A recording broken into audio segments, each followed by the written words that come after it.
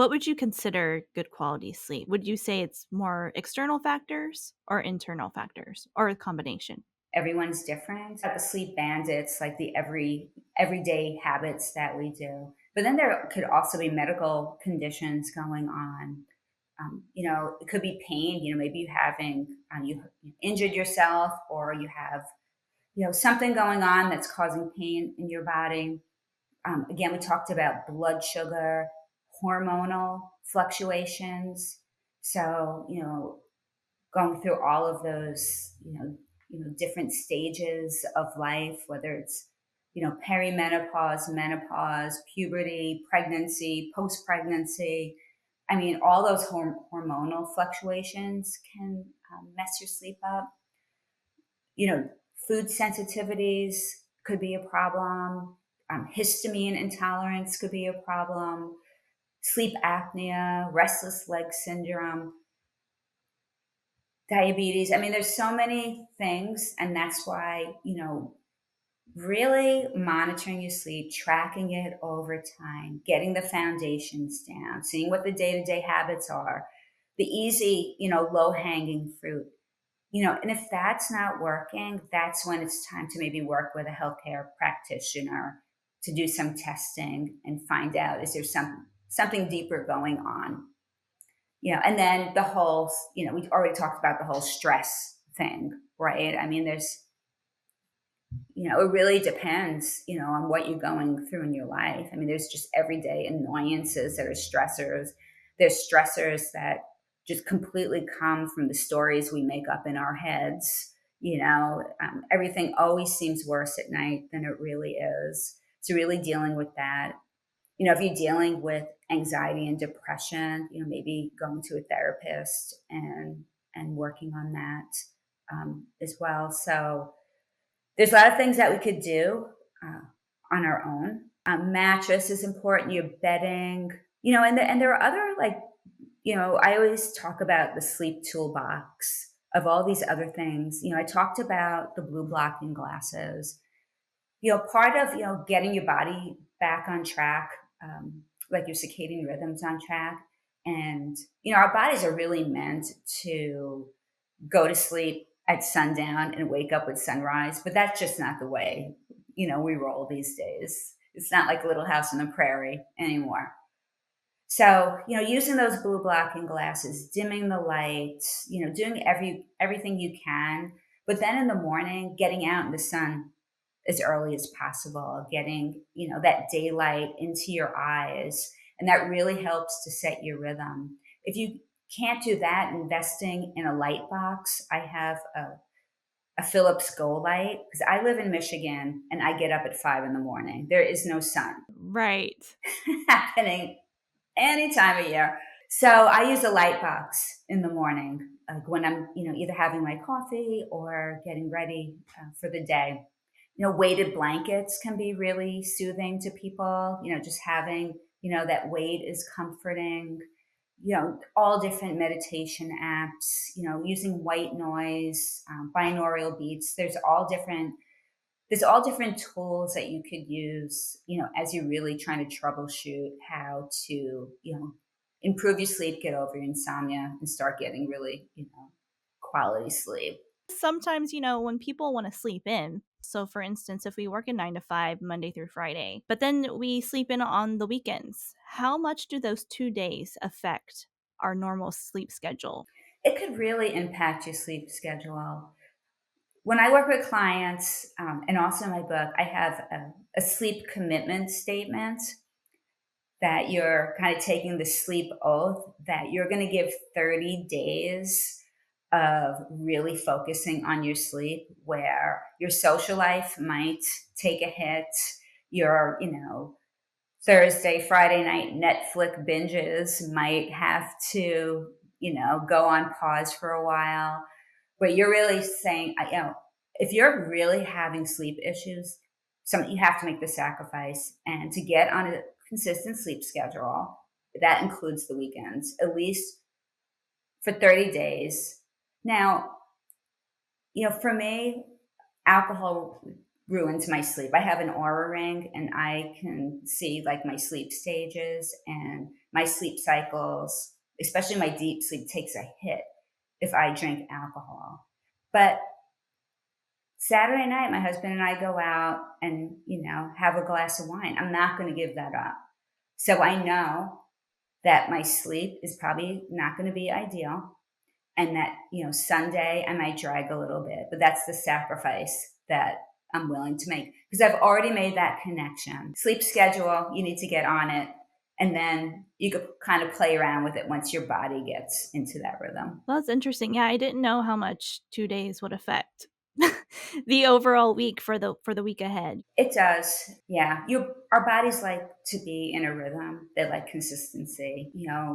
It's, your sleep time, your meal timing, your exercise timing, all the things that we talked about. If you really want to optimize your health, getting on a consistent schedule with those things is super important. But then, life comes into it, and it's just the choices that you make, right? And it's also the stage of life that you're in. I mean, when I was in my 20s, it didn't matter. I mean, I recovered very well. I was very resilient, and I think, most people in their 20s might be a little bit more resilient to that fluctuation of sleep. But as you get, and then once you start having a family, then you have children who get up in the middle of the night, and things that are really just that chapter that you're going through in life that you're just going to have to work around and find coping mechanisms for. And then you're going through all the hormone stuff, which is whacking you out. So it's the most consistency that you could have, the better, for you sleep. But it depends really where you are in your life as to how realistic that is. Yeah, I definitely agree. What are your opinions on sleep medications? So my go-to is always not resorting to sleep medications. I think, there are a lot of people that just say, I don't want to change anything. I'm just going on my life and I'm just going to, take sleep meds. In some circumstances, for short term, I think they can be helpful as long as you're working with your physician and it doesn't become a lifelong habit, because there are a lot of side effects to sleep medications. You can become dependent on them. They become a crutch after a while. And, there are studies that show that you don't even go into your proper sleep cycles when you're on them. So you're not even necessarily getting quality sleep. Um, Passing out is not the same as, going through all your sleep cycles. But you really, that's between you and your doctor to decide if that, depending on what's going on in your life, if that's a solution for you. What are your approaches to focus more on holistic ideas rather than conventional methods? So I think that really looking at how supplements might be able to help with sleep. So magnesium is really huge for sleep. So trying to take magnesium glycinate is known to be best for sleep. There's many, many different types of magnesium. Magnesium, is over like 400, functions in our bodies that depends on magnesium, and there's different forms. But when it comes to sleep, glycinate's usually the go-to for that. So, taking, about 450 milligrams a day, closer to bed if you can, could be very helpful. L-theanine also is known to help with sleep. Valerian root. There's some teas. What are some teas that you recommend? I've tried so many, I can't even tell you off the top of my head. I tend to like to get my teas in like a nutrition store, a health food store, because they usually have brands that have more of the things that are supposed to be in there and less of the things that are fillers that shouldn't be in there. So like Yogi Tea is a really good brand, and they have different teas for sleep. But again, if you're just doing basic sleep, chamomile tea would be, something good. There's, all types of like sleepy time teas. Read the ingredients on the box, see what else is in there besides the tea, and just like experiment. The one drawback I saw with some of those teas is that I'd have to get up and go to the bathroom at night. Yeah, that's a downside. So that was something that didn't work for me. Essential oils as well, aromatherapy, lavender, chamomile, those are things that can really help with sleep as well if you're, trying to avoid medications. Some people have a lot of success with CBD, others do not. So that's a real, you know, N equals one experiment. Would you recommend somebody to check their vitals when they're first starting out? So if you have high blood pressure, that could be an issue for your sleep. We talked about blood sugar. Monitoring, if you feel like you have blood sugar issues, you're monitoring your blood sugar, maybe taking your fasting blood sugar, getting a glucose monitor, or working with a practitioner or your doctor to monitor that, because, that's, that's your body talking to you. I think that if after 30 days of trying all kind of the techniques that we talked about and nothing's working, or if you're having other symptoms that you're finding to be out of the ordinary for you, I'd say that's when you definitely want to go to a doctor, get a checkup, get some tests run, um, and see if there's some underlying condition going on. If you have something like sleep apnea, that is something that you really want to get checked. So sleep apnea happens when you have periods where you stop breathing through the night. And there are different things that cause sleep apnea. Sometimes it could be, if you're a little overweight and you're sleeping on your back, could cause it.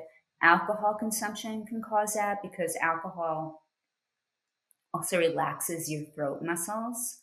So it causes snoring and, for you to stop breathing. And when you have sleep apnea, when you stop breathing, your heart stops for a split second as well. So it's super dangerous.